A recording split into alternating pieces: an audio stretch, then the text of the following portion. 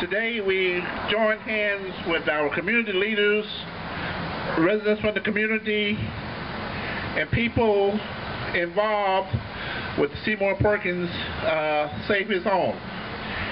We are here to call on the community in Denver Heights to come together so that we can do what the people of Denver Heights want us to do. We want to thank the Garcia family for bringing this here situation to the forefront. It's very sobering to me to be here to speak on behalf of the youth at Douglas Elementary and Hurst Elementary. We agree with the community that they shouldn't be exposed to crime, to prostitution, to drugs. They're in a learning institution and they're here to learn. But we don't fight crime by tearing down a man's home. If you want to fight crime, we got to find a better way to do it. We got to come together as a community and form some community watch programs, form some other programs that will secure the safety of our youth. What we need to have here is our leaders at City Hall to come out here and come out with a plan to bring economic development into the community. So I have several people here with me today that's going to speak on behalf of Mr. Perkins and the Denver Heights community. We want the citizens of Denver Heights to know we're not down here to go against you. We're down here to pull with you.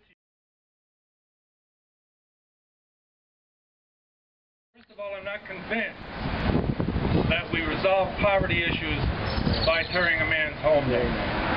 That will never be a way to solve poverty issues. So that's off the table as we come together to find ways and opportunities to improve that situation. The National Poverty Reform Coalition is here to support Mr. Perkins and this initiative to the point of getting it back and stabilized again so that we can look at the poverty issues and move this community forward, because the whole thing is a point of departure. A point of departure only because you need only look across the street and down the road to see other examples that need our attention, none of which are going to be resolved by pushing a bulldozer to the front of the house and putting it down.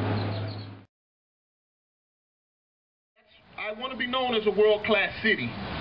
But even more than that, when we talk about the hotels and the tourist industry, I also want to be that maitre d', if you will, for people that have been misfitted. I also want to be the bellhop for those people with excess baggage.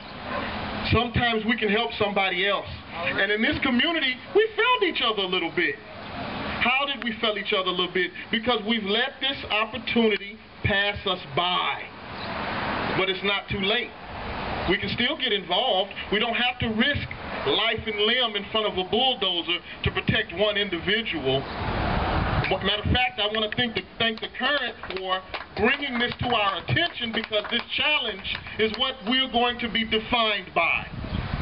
This challenge is what we're going to be defined by. Do we let them just come in and tear down the property, or do we fight for one individual? We're good at being hospitable to people in Iowa. We're good at being acquiescent to people in Kansas. But how are we to our own San Antonians? Come on, folks. But if we tear this one down, we might as well look 2 blocks down, because it's there next.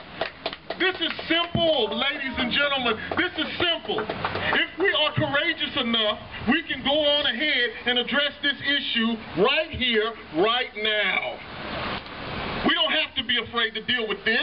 What's so hard about saying, hey, somebody over there needs some food. Hey, somebody over there needs some clothes. Hey, somebody over there needs some counseling. Already. These are the simple things, ladies. We don't have to spend however much money we spend on that bulldozer, however much money we spend on those policemen to bring them over here to knock this house down. For us to just walk down the street 1 more block and start over again. Let's be bold, let's be courageous, let's go ahead and address the issue at hand.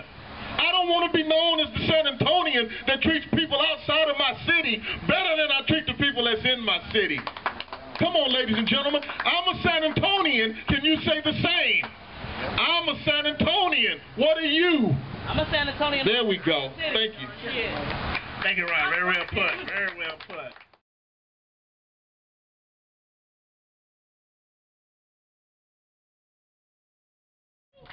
I'm so thankful.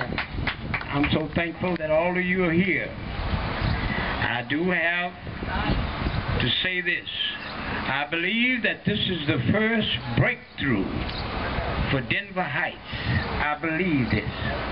I'm so thankful that this breakthrough could come at a time when your leadership can take a hold of it. Your leadership is what we're trying to help. I'm already a leader. Your leadership is what we want to help. I'm not bragging, but I've set up national offices. National Day Life and Work, South Central Conference, United Church of Christ. I came here and I saw the need for the people in the streets that no one was ministering to.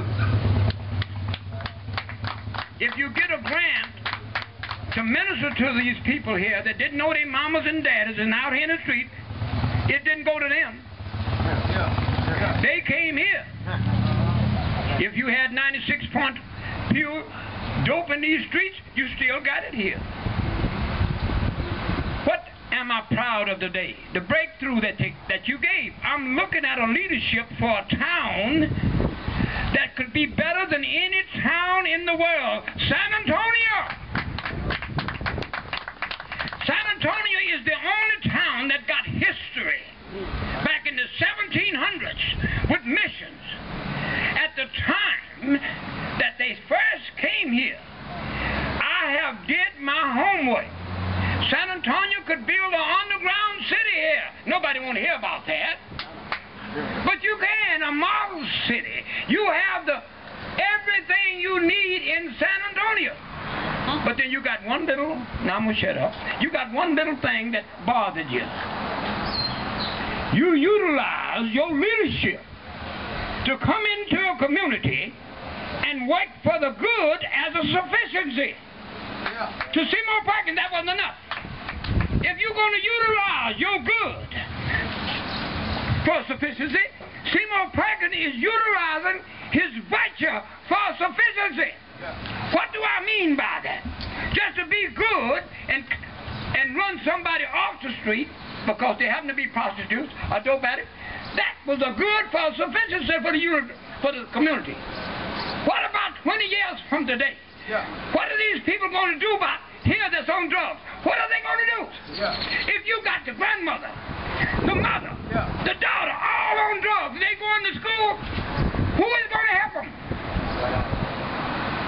Why did all of them come over here in the first place? I minister to these people. I minister to people that don't nobody want to minister to.